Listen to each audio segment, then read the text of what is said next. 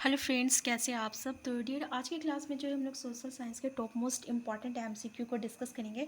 और यहाँ पे हम लोग एक सीरीज़ चलाएंगे जिसमें हम लोग प्रीवियस ईयर क्वेश्चन जो है आपका सोशल साइंस का, इसके अलावा सोशल साइंस में ऐसे क्वेश्चन जो कि आपका सीटेट में पूछे जाते हैं हम लोग यहाँ पे डिस्कस करेंगे। तो चलिए स्टार्ट करते हैं डियर आज का क्लास। पहला क्वेश्चन देखिए कि जनजातीय लोगों के इतिहास के पुनर्निर्माण में मिला कौन सा कथन गलत है। पहला ये है कि जनजातीय समाज अपनी विविध प्रकार की ज़रूरतों के लिए एक दूसरे पर निर्भर रहा। दूसरा है समकालीन इतिहासकार और मुसाफिरों ने जनजातियों के बारे में बहुत कम जानकारी दी है। तीसरा है अधिकांश जनजातीय समूहों ने लिखित दस्तावेज रखा है। और चौथा है जनजातीय लोगों ने समृद्ध रीति रिवाजों और मौखिक परंपराओं का संरक्षण किया है। तो देखिए ये जो स्टेटमेंट है ना, आंसर सी, ये आपका करेक्ट आंसर हो जाएगा। और इस पर बोल रहा है कि कौन सा स्टेटमेंट जो है गलत है। तो ये गलत स्टेटमेंट है, क्योंकि ये जो जनजातीय समूह था ना, ये अपने जो भी दस्तावेज है या रीति रिवाज है उसको मौखिक तरीके से रखा गया था। इसका कोई लिखित साक्ष्य नहीं मिला है। जैसे कि पिता जो है पुत्र को बताता है और पुत्र जो है अपने पुत्र को बताएगा, तो इसी तरीके से पीढ़ी दर पीढ़ी जो है इसकी जो आपका दस्तावेज होती है या जो भी रीति रिवाज है वो चलती आ रही है। ठीक है, जो कि एनसीईआरटी का बुक में पूरी तरीके से ये आपका लिखा हुआ है। नेक्स्ट क्वेश्चन है आपका कि भारतीय संसद पर दिए गए ए और बी कथनों पर विचार कीजिए। पहला देखिए, कोई भी राजनीतिक दल जिसके पास लोकसभा में कितने भी संसदीय सदस्य हो वो सरकार बना सकती है। दूसरा है लोकसभा, राज्यसभा और राष्ट्रपति संसद के अंग हैं। तो क्या है, कूट में ए और बी दोनों गलत है, या केवल ए सही है या केवल बी सही है। ठीक है, ए बी दोनों सही है। तो देखिए इसमें क्या है आपका कि कोई भी राजनीतिक दल जिसके पास लोकसभा में कितने भी संसदीय सदस्य हो वो ऐसा नहीं है। अगर संसदीय सदस्य कम है तो वो कैसे सरकार बना सकती है। जैसे कि आपको पता है जितना ज़्यादा संसदीय सदस्य होगी वही जो है सरकार बना सकता है। तो ये स्टेटमेंट तो गलत हो गया। लोकसभा, राज्यसभा और राष्ट्रपति संसद के अंग है, तो ये स्टेटमेंट बिल्कुल सही है। जैसे आपको पता है संसद के अंग कितना होता है, 3 अंग होता है। लोकसभा होता है, राज्यसभा होता है और कौन होता है, राष्ट्रपति होता है, याद रखिएगा। तो इसका करेक्ट आंसर क्या हो जाएगा, आंसर जो है आपका केवल सी, यानी आंसर बी सही है। ठीक है, नेक्स्ट है लिखित में से किसको भारत में राज्य का पहला नागरिक कहा जाता है। गृह मंत्री, राज्यपाल और दूसरा मुख्यमंत्री, उच्च न्यायालय का मुख्य न्यायाधीश। तो देखिए ये जो राज्यपाल होता है ना, इसको जो है हम लोग आपका भारत राज्य का पहला नागरिक कहा जाता है। नेक्स्ट है अजंता गुफा चित्रों में इस्तेमाल किए गए रंग निम्नलिखित में से किस सामग्री से प्राप्त किए गए। ये भी हम लोग एनसीईआरटी का बुक में डिस्कस किए हैं। पहला है ग्रेफाइट, दूसरा पौधे और खनिज, तीसरा स्लेट और चौथा पशु अंकों के अवशेष। तो देखिए पौधों और खनिज, ठीक है, जो नेचुरल चीज़ होती है ना, उससे अजंता गुफा को भरने के लिए उन चीज़ों का जो है आपका इस्तेमाल किया गया है। तो आंसर बी इसका करेक्ट आंसर हो जाएगा। नेक्स्ट क्वेश्चन है निम्नलिखित में से कौन सा बौद्ध धर्म में त्रिरत्नों में नहीं है। ठीक है, तो ये भी क्वेश्चन हम लोग डिस्कस किए हैं। पहला है आपका धम्म, अहिंसा, संघ और आपका बुद्ध।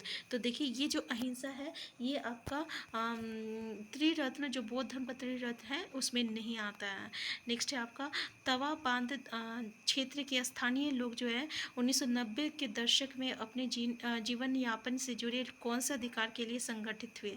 उद्यान कृषि का अधिकार, व्यावसायिक वन पालन का अधिकार, खेती करने का अधिकार या मछली पकड़ने का अधिकार। तो आंसर क्या हो जाएगा आपका मछली पकड़ने का अधिकार। तो इसमें देख लिया आप कि कौन से अधिकार के लिए संगठित हुए थे, तो वो आपका मछली पालन का अधिकार के लिए संगठित हुए थे। नेक्स्ट है निम्नलिखित में से कौन सा राज्यों का संयोजन त्रिविभाजन संघर्ष में शामिल था। पहला है आपका कि राष्ट्रकूट, पाल, गुर्जर और प्रतिहार, दूसरा है पाल, चोल, गुर्जर, प्रतिहार, तीसरा है चोल, राष्ट्रकूट, पाल और चौथा है पाल, पल्लव और राष्ट्रकूट। ठीक है, ये जो है हम लोग त्रिपक्षीय संघर्ष में पढ़े हुए हैं। ठीक है, और जो कि आपका एनसीईआरटी का ही बुक में दिया हुआ है। और ये क्या आपका राष्ट्रकूट है, पाल, गुर्जर है और प्रतिहार है। ठीक है ना, पाल है और गुर्जर प्रतिहार है, जिसमें गुर्जर प्रतिहार का जो है आपका जीत हुआ था। ठीक है ना, तीनों में जो है जो आपका त्रिपक्षीय संघर्ष चल रहा था, इसमें जो है गुर्जर प्रतिहार का जीत हुआ था। तो राष्ट्रकूट है, पाल है और गुर्जर प्रतिहार है।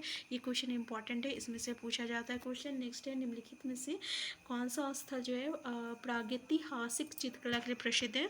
साक्षी है, भीमबेटका है, अमरावती और बाग है। तो याद रखिएगा भीमबेटका है। ठीक है ना, ये एक स्थल जो है जो प्रागैतिहासिक चित्रकला के लिए प्रसिद्ध है, कौन सा, भीमबेटका। नेक्स्ट है हिमनद के निक्षेपण को कहा जाता है, तटबंध कहा जाता है, समुद्री गुफा कहा जाता है, हिमोर कहा जाता है और आपका ल्योस कहा जाता है। तो क्या कहा जाता है इसको? तो हिमोर कहा जाता है, याद रखिएगा। हिम्मत के जो निष्पेषण होता है उसको हम लोग क्या कहते हैं? हिमोर कहते हैं। हम लोग सारा आपका एनसीईआरटी का चैप्टर को डिस्कस कर चुके हैं। अगर आप अभी तक नहीं देखे ना तो आप हमारे प्लेलिस्ट में जाके देख सकते हैं, वहाँ पार्ट वाइज एक एक चैप्टर को डिस्कस किया गया है। और डियर, अगर आप हमारे डिस्क्रिप्शन बॉक्स में आपको व्हाट्सएप ग्रुप भी मिलेगा। अगर आप व्हाट्सएप ग्रुप में ज्वाइन करना चाहते हैं तो प्लीज़ व्हाट्सएप ग्रुप में ज्वाइन कर लीजिएगा, ठीक है। यहाँ पे जो है हम लोग जितनी भी आपका पीडीएफ फाइल है आपको व्हाट्सएप ग्रुप में दे दिया जाएगा। नेक्स्ट है भारत का संविधान कब अपनाया गया था? तो 26 नवंबर 1947 में, 1947 में, या 26 नवंबर 1999, या 26 नवंबर 1950। तो याद रखिएगा पहली बार जो है 26 नवंबर 1949 में जो है अपना 49 में भारत का संविधान जो है 26 नवंबर 1949 में जो है अपनाया गया था। नेक्स्ट है 12वीं शताब्दी के मध्य कर्नाटक में प्रारंभ हुए वीर शैव आंदोलन के संदर्भ में निम्नलिखित कथनों में से कौन सा एक सही है? पहला, इसने विट्ठल की पूजा पर बल दिया। दूसरा, ये सभी प्रकार के कर्मकांड का विरोधी था पर मूर्ति पूजा को बढ़ावा दिया। तीसरा, इसने जाति और नारी के प्रति व्यवहार के बारे में ब्रह्मवादी विचारधारा के विरुद्ध तर्क दिया। और चौथा है आपका ये नामदेव और उनके साथियों द्वारा शुरू किया गया। तो आंसर क्या हो जाएगा इसका? तो इसने जाति और नारी के प्रति व्यवहार के बारे में ब्रह्मवादी विचारधारा के विरुद्ध तर्क दिया, ठीक है। क्वेश्चन फिर से देख लीजिए कि 12वीं शताब्दी के मध्य कर्नाटक में प्रारंभ हुए वीरशैव आंदोलन के संदर्भ में, तो वीरशैव आंदोलन में क्या था कि इसने जाति और नारी के प्रति व्यवहार के बारे में ब्रह्मवादी विचारधारा के विरुद्ध तर्क दिया, ठीक है। ये स्टेटमेंट सही है आपका। नेक्स्ट है भारत में ग्राम पंचायत कितने वर्षों के काल के लिए चुना जाता है?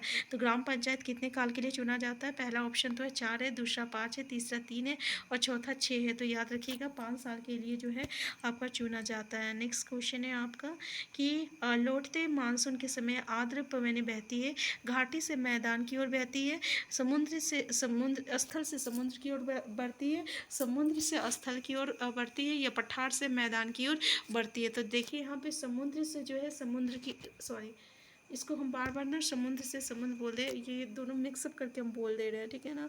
सॉरी यहाँ पे स्थल से समुद्र की ओर बढ़ती है, ठीक है ना। तो लौटते मानसून के समय आर्द्र पवनें, पता आर्द्र क्या होता है? तो जो पानी जो रहता है ना, जो आपका भाप जो रहता है, जो एटमॉस्फेयर में प्रेजेंट रहता है, तो उसको हम लोग आर्द्र कहते हैं। तो ये जो आपका स्थल से समुद्र की ओर जो है पवनें बहती हैं।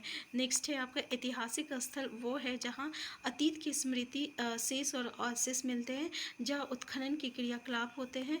नेक्स्ट है इतिहास प्रिय लोग जुटते हैं या इतिहासकार इतिहास लिखते हैं। तो आंसर क्या हो जाएगा? अतीत की स्मृति शेष अवशेष मिलते हैं, उसको हम लोग ऐतिहासिक स्थल कहते हैं, ठीक है। यानी जो अतीत की जो स्मृति और जो बचा खुचा चीज़ जो मिलता है उसी को हम लोग कहते हैं ऐतिहासिक स्थल कहते हैं। नेक्स्ट है आपका ये नेक्स्ट क्वेश्चन है आपका अंतरिक्ष से प्रवेश करने वाले उल्का पिंड वायुमंडल के किस परत में आने पर जल जाता है? देखिए ये जो है हम आपको अच्छे से डिस्कस करा है, और ये जो आपका एनसीईआरटी में थोड़ा सा दिया हुआ है, जो भी क्वेश्चन आता है यहीं से आता है और यहाँ से क्वेश्चन जो है जरूर आता है। तो पहला ऑप्शन तो समताप मंडल हो गया, मध्य मंडल हो गया, ब्रह्मंडल हो गया, ब्रह्मंडल आयु हो गया और ब्रह्मंडल हो गया। तो याद रखिएगा ये जो उल्का पिंड है ना, ये आपका मध्य मंडल में जो है जलता है, ठीक है ना। नेक्स्ट क्वेश्चन है आपका कि वितरण के आधार पर संसाधनों को वर्गीकृत किया जा सकता है, जैसे कि सर्वव्यापक संसाधन और स्थानिक संसाधन, वास्तविक संसाधन और संभाव संसाधन, नवीनीकरणीय संसाधन और अनवीनीकरणीय संसाधन, जैव संसाधन और अजैव संसाधन। तो हम लोग कौन सा क्वेश्चन डिस्कस कर रहे थे?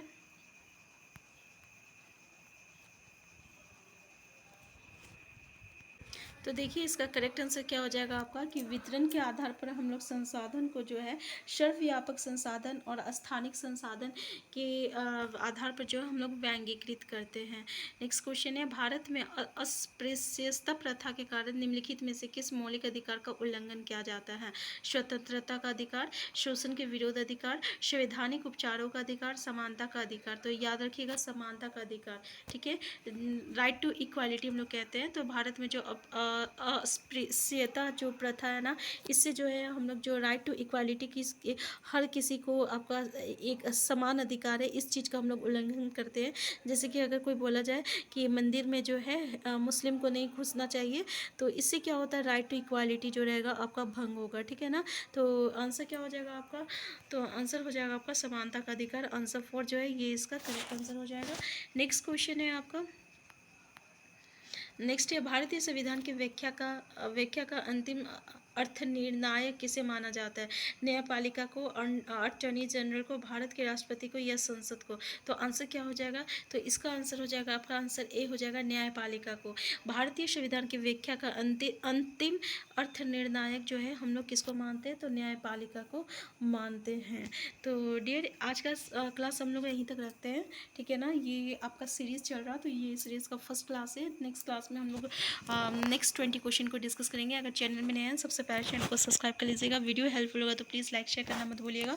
तो डियर ये जितने भी चीज़ें हम कर रहे हैं, ये एनसीईआरटी का पूरा एमसीक्यू रहेगा आपका क्लास 6 to और 8 का, और साथ में जो है हम लोग एमसीक्यू जो है 6 to 8 का एमसीक्यू के साथ साथ जो है हम लोग ये चैप्टर भी जो है डिस्कस कर रहे हैं, ठीक है। तो चैनल में नया है, चैनल को सब्सक्राइब कर लीजिएगा, व्हाट्सएप ग्रुप जुड़ लीजिएगा, आपको वहाँ पे पीडीएफ फाइल मिल जाएगा।